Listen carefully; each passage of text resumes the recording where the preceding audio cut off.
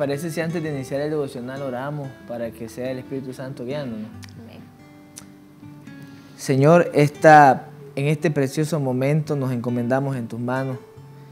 Queremos que sea tu luz alumbrando nuestro entendimiento. Vamos a meditar en tu palabra y hoy entendemos que tu palabra es vida, Señor. Que lo que hoy podamos meditar, podamos llevarlo a la práctica, que la semilla que va a ser plantada en nuestros corazones pueda reproducirse. Danos el entendimiento en el Espíritu para poder ver toda la luz que tienes para nosotros esta noche. En tu nombre oramos. Amén. Amén. Si gustas, amor, lees los versículos. El devocional de hoy miércoles es en Marcos 8, del capítulo 27. Salieron Jesús y sus discípulos por las aldeas de Cesarea de Filipo, y en el camino preguntó a sus discípulos diciéndoles: ¿quién dicen los hombres que soy yo? Ellos respondieron: unos Juan el Bautista, otros Elías, y otros alguno de los profetas. Entonces él les dijo: ¿y vosotros quién decís que soy? Respondiendo Pedro le dijo: tú eres el Cristo. Pero él les mandó que no dijeran esto de él a nadie. Comenzó a enseñarles que le era necesario al Hijo del Hombre padecer mucho, ser desechado por los ancianos, por los principales sacerdotes y por los escribas, ser muerto y resucitar después de 3 días. Esto les decía claramente. Entonces Pedro lo tomó aparte y comenzó a reconvenirlo. En otra versión dice, comenzó a reprenderlo. Pero él, volviéndose y mirando a los discípulos, reprendió a Pedro diciendo: quítate delante de mí, Satanás, porque no pones la mira en las cosas de Dios, sino en la de los hombres. Y llamando a la gente y a sus discípulos, les dijo: si alguno quiere venir en pos de mí, niéguese a sí mismo, tome su cruz y sígame. Todo el que quiera salvar su vida, la perderá, y todo el que pierda su vida por causa de mí y del Evangelio, la salvará. Porque ¿de qué le aprovechará al hombre ganar todo el mundo si pierde su alma? ¿O qué recompensa dará el hombre por su alma?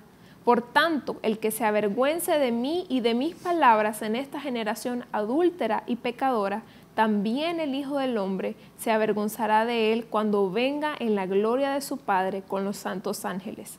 También les dijo: de cierto os digo que algunos de los que están aquí no gustarán la muerte hasta que hayan visto el reino de Dios, hasta que hayan visto que el reino de Dios ha venido con poder. Y en el versículo 27, lo primero que menciona es el lugar por donde Jesús iba antes de hacer las preguntas que luego hizo. Y lo primero entonces que dice es que el lugar era Cesarea de Filipo. Y si uno estudia un poco de historia, uno se da cuenta que este era un lugar donde adoraban a dioses muchísimo. Era incluso un lugar donde tenían como referencia al dios de Baal, que en la Biblia sale mucho, siendo aquel dios por el que su pueblo por años se desvió. Y en este contexto entonces viene Jesús con sus discípulos, hace maravillas en esta ciudad, y ahora entonces podemos ver la pregunta que va a hacer, tiene que ver con lo que está pasando. Donde hay muchos dioses, donde hay muchas experiencias espirituales, por así decirlo, que son las experiencias falsas en los dioses falsos, Jesús viene con lo real y lo verdadero, y ahora va a hacerles la pregunta, que en el verso 27 del capítulo 8 termina: ¿quién dicen los hombres que soy yo? Y era prácticamente diciéndole: ya hicimos milagros, o ya hice milagros, ustedes vieron lo que se manifestó. Pero ahora la pregunta viene hacia ellos: ¿qué dice la gente? Y ellos comienzan a responder de lo que han escuchado. Como hoy podríamos nosotros tener la experiencia de lo que otros nos han contado de Dios.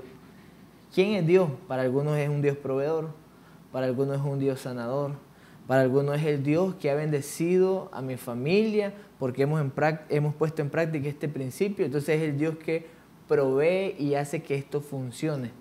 Y tienen una revelación de acuerdo a la experiencia o las circunstancias que han vivido. Y lo primero entonces que Jesús está interesado es que sus discípulos sepan quién es Él. Entonces, después que ellos responden, unos dicen que sos Juan, otros dicen que eres Elías, algunos de los profetas, Jesús les hace, que para mí es la pregunta donde hoy pudiéramos iniciar a meditar: ¿quiénes dicen ustedes que soy yo? Primero, rodeado en un ámbito donde hay muchos dioses, en un ámbito real, Él les muestra quién es Él haciendo milagros. Ahora les pregunta cuál es la fama que tengo y después les dice, pero para ustedes, ¿quiénes creen que soy yo? O sea, para ustedes, ¿quién soy yo? Y es que ahí es donde podemos tener conceptos, podemos tener experiencias, y puede ser que las experiencias nos lleven a admirar. Por ejemplo, alguien pudiera decir, admiro lo que ustedes tienen. Y creo entonces que un Dios que puede hacer que se tenga una relación tan amorosa, pero admira lo que tenemos y no necesariamente adora al Dios que nosotros tenemos. Y el punto acá entonces no era que admiraran los milagros, sino que conocieran al Dios verdadero, al único Dios. Sí. Y yo puedo ver esto mucho en las confusiones que pudiéramos tener de admirar y confiar en un modelo a creer en una persona, al punto de que yo no necesito solo admirar a Dios, yo necesito adorar a Dios y es entregar mi vida, que por ahí creo que es la intención del corazón de Jesús en este momento, llevarnos a ese estado donde hay muchas corrientes, hay muchas experiencias, pero al final es cuál es tu experiencia, cuál es mi experiencia, quién es Jesús para mí, quién es Jesús para vos. No sé si querés añadir algo ahí. Esa es la pregunta que hizo Jesús, ¿quién decís que soy? Es la pregunta más importante y yo creo que esa pregunta está en el corazón de Dios y siempre nos la quiere hacer Jesús a nosotros. ¿Quién Él es para nosotros? Porque en el mundo siempre van a haber muchas corrientes, siempre van a haber muchas opiniones sobre quién es Jesús, buenas y malas. Y estamos en un mundo malvado. Últimamente nosotros hemos visto cómo cómo las nuevas generaciones están distorsionando la verdad sobre Jesús. Pero esa es la pregunta que Él siempre tiene para nosotros. ¿Quién crees tú que eres en todo lo que escuchamos en el mundo? Y yo me ponía a analizar esto y yo decía, yo quiero primeramente en mi vida estar segura de quién es Él, lo que he vivido con Él, en las experiencias que he tenido con Él. Porque después de esto dice el verso 31, una vez que está claro, y claro, aquí vemos cómo Pedro contesta, tú eres el Cristo, y esta es la revelación correcta. En el versículo 31 dice, comenzó a enseñar que le era necesario al Hijo del Hombre padecer mucho. Y aquí tiene que ver con lo que entendían ellos como Mesías. ¿Cuál era la revelación que tenían del Hijo de Dios? Porque ahora era aceptar que eras el Cristo, que Él era el Cristo, que era el que venía a dar libertad. Pero ¿qué tipo de libertad? ¿Qué tipo de Mesías? Porque en el contexto, igual si estudiamos un poco, dice que los Mesías o los ungidos que se usaban eran o tenían un contexto más social que tenía que ver con una libertad material, con un sistema político incluso, que así era como muchos esperaban a un Mesías en Israel. Y lo que a continuación Jesús va a enseñarle tiene que ver con la revelación del propósito del Mesías, de la libertad verdadera que nos iba a dar. Y ahí es donde Él comienza a enseñarle, y es increíble que dice, una vez que ellos tenían claro quién era Dios, viene la revelación del propósito. Una vez que ellos saben que Él es el Mesías, ahora les va a enseñar en este mundo y comienza a decirle, voy a padecer. El Hijo de Dios va a ser desechado, va a ser por los principales sacerdotes y por los escribas, va a ser muerto y va a resucitar. Y yo veo entonces a los discípulos teniendo una convicción de que Él es el ungido, pero enseguida Jesús les dice, pero no es como ustedes lo piensan, que es como nos pasa cuando entramos en la vida cristiana. Esta es la bendición de Dios, este es el conocer, y ahora queremos que todo sea color de rosa, que no tengamos aflicciones, y de repente nos metemos en una burbuja donde decimos, la vida cristiana no se sufre, en la vida cristiana no hay padecimiento. Y lo que Jesús está enseñándole es mi voluntad y mi propósito, la voluntad del Padre, para que cumpla el propósito, lleva padecimiento. Y quiero que ustedes conozcan que el Mesías, al que están viendo y han reconocido, va a padecer. Y ahora entran entonces donde Jesús tiene que enseñarle. Y yo lo veo igual, yo me convierto, tengo una nueva vida, soy bendecido, hay una unción, pero eso no significa que no voy a padecer. Eso significa que la revelación, el conocimiento de Dios me prepara para entender los planes de bien, aunque esto lleve con sí procesos donde no los voy a disfrutar tanto. Y después de enseñarles cuál es el propósito, vemos pues la incidencia de alguien que tiene la revelación, tiene el conocimiento, contestó bien, tú eres el Cristo, el Hijo de Dios. Pero esa persona Es la misma que en el versículo 34, perdón, en el versículo 33.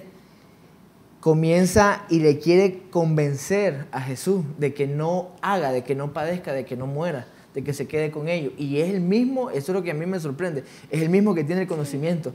O sea que yo pudiera estar en la vida cristiana entendiendo la voluntad de Dios, conociendo, pero aún así tener mi mirada puesta en mis deseos, en lo que yo quiero y negarme a que se haga la voluntad de Dios. Y es lo que Jesús trata de hacer cuando viene Él y lo toma parte. En el 34 dice, llamando a la gente y a sus discípulos. O sea, Jesús ahora dice, vamos a enseñar algo. Él ha querido hacerlo en privado, pero lo que Él está haciendo es viendo las cosas materiales. Ahora vamos a enseñar algo hacia todos. Y aquí es donde comienza a hablar de lo que es la vida del discípulo.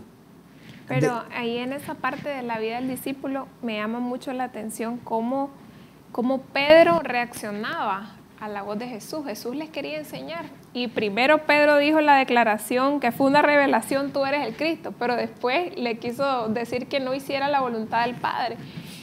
Pero aún así Jesús era el maestro. Y Jesús estaba ahí enseñándole todo el tiempo. Y Pedro pudo reconocer y pudo reaccionar de alguna manera, porque en una prédica vos dijiste una vez, ¿cómo reaccionarían ustedes si les dijeran, apártate de mí, Satanás? ¿Cómo reaccionaríamos si algún líder nos dice de esa manera, si algún maestro nos dice de esa manera? Y es que la intención de Jesús era corregir, porque un maestro ama, un maestro discipula, un maestro corrige, y eso era lo que estaba haciendo Jesús en ese tiempo con ellos. Y Él quería enseñarle también a Pedro cuál era su voluntad. Él iba a morir, a pesar de que era Jesús, Él iba a morir en la cruz. Jesús no tiene secretos con nosotros. Eso no fue un secreto para sus discípulos. Aunque nosotros pudiéramos ver la historia después y pareciera que los discípulos no sabían que Jesús iba a morir, aquí dice que Él les decía claramente que Él iba a morir y Él iba a padecer. Pero aún así, los discípulos tuvieron que entender eso. Y esa fue la parte que les costó un poco. Y ahí viene la claridad del discipulado, que es una vida en Cristo. Pablo dijo, ya no vivo yo, mas Cristo vive en mí. O sea, ¿qué es lo que Jesús está diciendo? Todo el que quiera salvar su vida, la perderá. Y todo el que la entregue o la dé por completo, la salvará. Pablo dice, yo entiendo algo, ya no vivo yo. Como un discípulo dice, ahora todo lo que vivo en la carne, o sea, en la naturaleza, en lo que siento, lo vivo en la fe, y son en ámbitos espirituales. Y nos lleva a esa condición de que la revelación nos prepara, pero tenemos que estar listos para tomar decisiones de lo que es correcto según la voluntad de Dios, que es lo que Jesús está corrigiendo. Y es lo que Jesús nos lleva a entender. Todo aquel que hace mi voluntad, que hace, que sigue, que persigue, que alcanza, es aquel que es discípulo, es aquel que ama y que se ha negado a sí mismo. Yo creo que es importante entonces recalcar que nuestra vida no nos pertenece, que al final todo lo que vivimos lo vivimos en la fe de Él, para Él y por Él, y que no hay nada más precioso que aprender a los pies de Cristo y entender el propósito de nuestra vida. Nos gustaría terminar orando, pero a mí me gustaría que si usted puede en familia, tomase un tiempo para hacer preguntas, incluso a sus hijos, si usted pudiera preguntarle, ¿quién es Jesús para ti? Permítanos orar para terminar este tiempo. Padre, gracias por tu palabra y hoy queremos tener la revelación correcta de quién eres tú. Llévanos cada día a conocerte, a entenderte, a poderte ver a ti, Señor, y tener la revelación correcta. Y una vez que entendamos el plan y propósito, no mirar las cosas de esta tierra, sino mirar las cosas eternas, lo que hemos oído en el Espíritu, que nuestra voluntad se doblegue y nuestra alma y todo nuestro ser corra a hacer tu voluntad. Señor, hoy queremos negarnos a nosotros mismos, porque esta es la vida de tu Hijo, esta es la vida del discípulo, de aquel que está muerto a sus propios deseos. Yo oro, Señor, para que cada hogar hoy se levante un altar donde se pueda establecer que sea tu reino en nosotros, tu voluntad, y que todo lo que hagamos y que todo lo que vivamos sea en la fe del Hijo de Dios. Gracias por este tiempo, gracias por ministrarnos este precioso momento. En tus manos nos encomendamos y bendecimos cada familia y cada hogar que hoy levanta un altar de adoración. En tu nombre oramos, Padre. Amén.